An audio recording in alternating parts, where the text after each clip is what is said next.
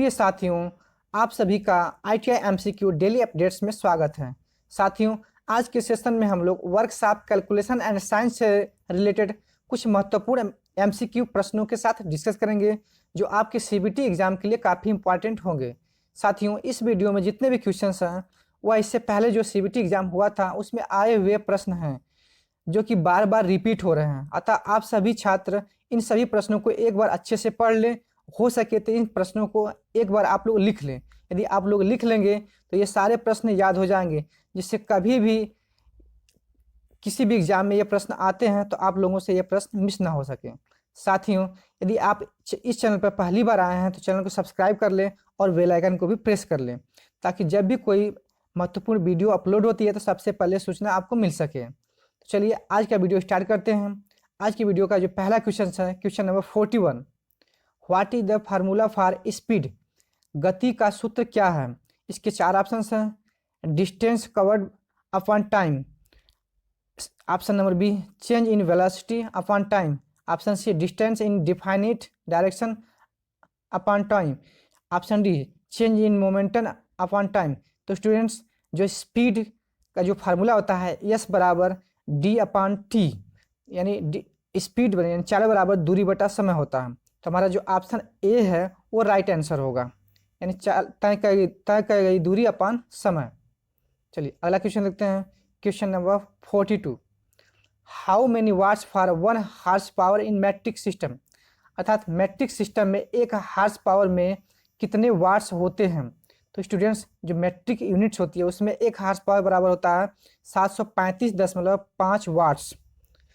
और students, SI प्रणाली में अगर पूछता है तो 1 हार्स पावर में 746 वाट्स होते हैं, लेकिन इस क्वेश्चन में मैट्रिक यूनिट से पूछ रहा है, तो हमारा जो ऑप्शन बी है 735.5 वाट्स, ये राइट आंसर होगा।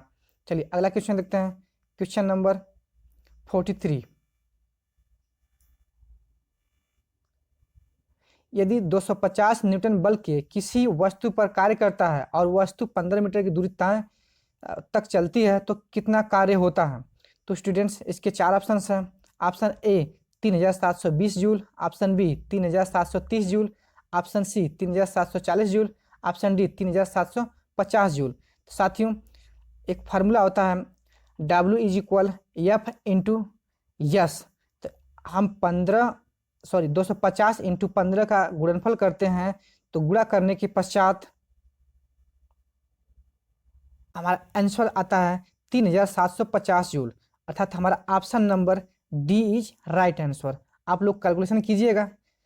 W is equal F into yes होता है, तो 250 मल्टीप्लाई 15 करेंगे तो आपका 3750 जूल आएगा, यानी कार्य की इकाई जूल होती है।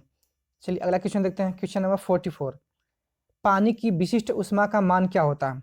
स्टूडेंट्स, जो पानी का विशिष्ट ऊष्मा होता है वो 1 होता है। तो हमारा जो ऑप्शन है डी वो राइट आंसर होगा, ऑप्शन नंबर डी।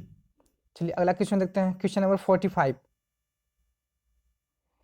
1 ग्राम पानी का तापमान 1 डिग्री सेंटीग्रेड बढ़ाने के लिए आवश्यक ऊष्मा की मात्रा को क्या कहते हैं? तो स्टूडेंट्स, 1 ग्राम पानी का टेम्परेचर 1 डिग्री सेंटीग्रेड बढ़ाने के लिए जो आवश्यक ऊष्मा की मात्रा होती है वो 1 कैलोरी होती है। अर्थात जो हमारा ऑप्शन बी है वो राइट आंसर हो गया, अर्थात कैलोरी। आप सभी लोग प्रत्येक प्रश्नों को लिखते जाएंगे तो अच्छे से याद हो जाएगा। तो आप लोग एक बार जरूर सभी प्रश्नों को लिख लें, लिख करके याद करें। काफ़ी इंपॉर्टेंट क्वेश्चंस हैं, ये क्वेश्चंस बार बार रिपीट हो रहे हैं आपके CBT एग्जाम में। चलिए अगला क्वेश्चन देखते हैं। क्वेश्चन नंबर 46, ऊष्मा को मापने के लिए किस उपकरण का उपयोग किया जाता है? इसके चार ऑप्शन हैं। Option A calorimeter, option B thermometer, option C pyrometer, option D barometer. तो स्टूडेंट्स, ऊष्मा को मापने के लिए मुख्यतः कैलोरीमीटर का प्रयोग किया जाता है। Option number A is right answer.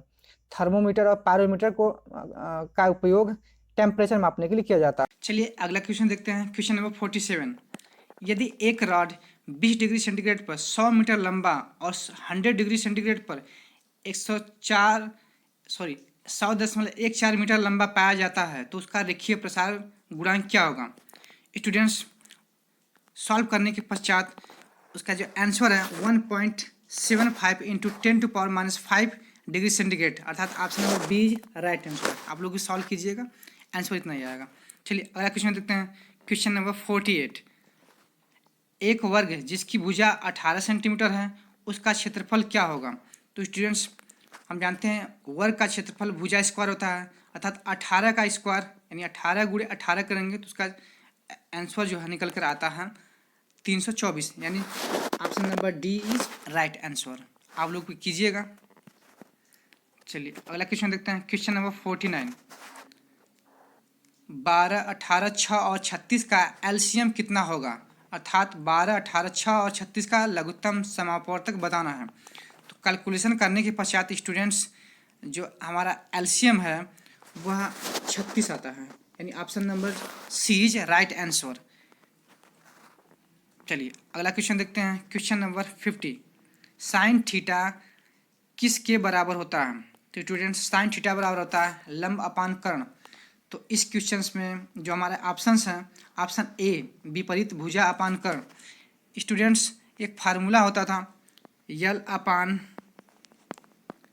उसको बोले थे एल अपान यानी लाल अपान कक्का। तो जो हमारा साइन थीटा बराबर होता है वो लंब अपान कर्ण होता है, काश थीटा बराबर होता है आधार बटा कर्ण, और टैन थीटा बराबर होता है लंब बटा आधार। इसी का ऊपर विपरीत होता है कॉट सेक और कोसेक होता है। तो यहाँ साइन थीटा की बात हो रही है, इसलिए हमारा ऑप्शन नंबर ए जो है वो राइट आंसर होगा। अपोजिट साइड अपान हाइपोटेनियस यानी विपरीत भुजा अपान कर्ण। चलिए अगला क्वेश्चन देखते हैं। Question number 51। What is the square root of 529, अर्थात 529 का वर्गमूल क्या होगा? तो स्टूडेंट्स इसके लिए हम लोग भाग विधि का प्रयोग ज़्यादातर करते हैं। तो 529 का वर्गमूल निकालते हैं।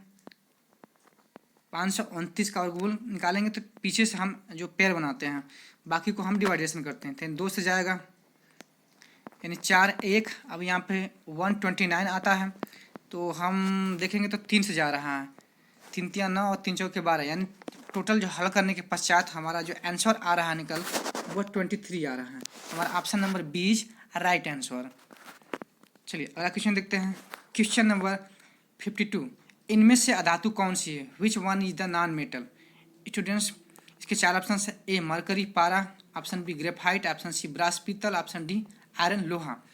स्टूडेंट्स पारा भी एक धातु ही है, भले ही लिक्विड अवस्था में पाई जाती हो, और ब्रास भी एक धातु है, आयरन भी एक धातु है। और इसमें इस क्वेश्चन का जो राइट आंसर हमारा ग्रेफाइट, अर्थात option number B is right answer. Graphite एक अधातु होती है। स्टूडेंट्स आप सभी लोग सभी प्रश्नों को लिख लें। यदि आप लोग लिख लेते हैं तो यह क्वेश्चंस हमेशा के लिए याद हो जाएंगे। और स्टूडेंट्स निश्चय ही अब अगर आप सभी प्रश्नों को याद कर लेते हैं तो कम से कम 10-12 क्वेश्चंस इस वीडियो से या इन प्रश्नों में से आपके सीयूईटी एग्जाम में आ सकते हैं। चलिए अगला क्वेश्चन देखते हैं। Question number 53। मशीनरी भागों की ढलाई बनाने के लिए किस धातु का व्यापक रूप से उपयोग किया जाता है? तो स्टूडेंट्स जो बड़े बड़े मशीनरी होती हैं उनका जो बेस बनाया जाता है वो मुख्यतः ढलवा लोहा का बनाया जाता है। और ढलवा लोहा में भी मुख्यतः ग्रे कास्ट आयरन का, जो उसके प्रकार हैं ग्रे कास्ट आयरन, उसका बनाया जाता है। तो हमारे चारों ऑप्शन में से जो हमारा ऑप्शन नंबर ए है वो राइट आंसर है। दूसरा ढलवा लोहा अर्थात ग्रे कास्ट आयरन के बनाए जाते हैं। चलिए अगला क्वेश्चन देखते हैं। Question number 54। इनमें से किस धातु में प्रमुख सामग्री के रूप में लोहा होता है? Which metal contents iron as a major content? तो ऑप्शन जो हमारा ए ब्रास पीतल, option B bronze metal, option C zinc, option D ferrous metal. तो स्टूडेंट्स नाम से ही पता है फेरस मेटल में लोहे की मात्रा जो सबसे ज़्यादा हो सकती है, तो इसलिए हमारा जो राइट आंसर है हमारा option number D is right answer. चलिए अगला क्वेश्चन देखते हैं। Question number 55। रेती और कोल्ड छेनी बनाने के लिए किस स्टील का उपयोग किया जाता है? अर्थात फाइल और चीज़ें बनाने के लिए जो है सबसे ज़्यादा यूज किस मटेरियल का किया जाता है? इसके 4 ऑप्शन हैं। A low carbon steel, B medium carbon steel, C high carbon steel और डी स्टेनलेस स्टील। तो स्टूडेंट्स फाइल के लिए और चीज़ल के लिए मुख्यतः हाई कार्बन स्टील का प्रयोग किया जाता है। तो हमारा option number C is right answer. चलिए अगला क्वेश्चन देखते हैं। Question number 56। यदि ठोस का घनत्व 19.5 ग्राम प्रति सेंटीमीटर क्यूब है तो ठोस का विशिष्ट गुरुत्व कितना होगा? तो स्टूडेंट्स इसके लिए जो एक फार्मूला होता है स्पेसिफिक ग्रेविटी बराबर जो होता हमारे जो सब्सटेंस है उसका डेंसिटी अपन वाटर का डेंसिटी, यानी डेंसिटी ऑफ वाटर तो इसमें दिया हुआ है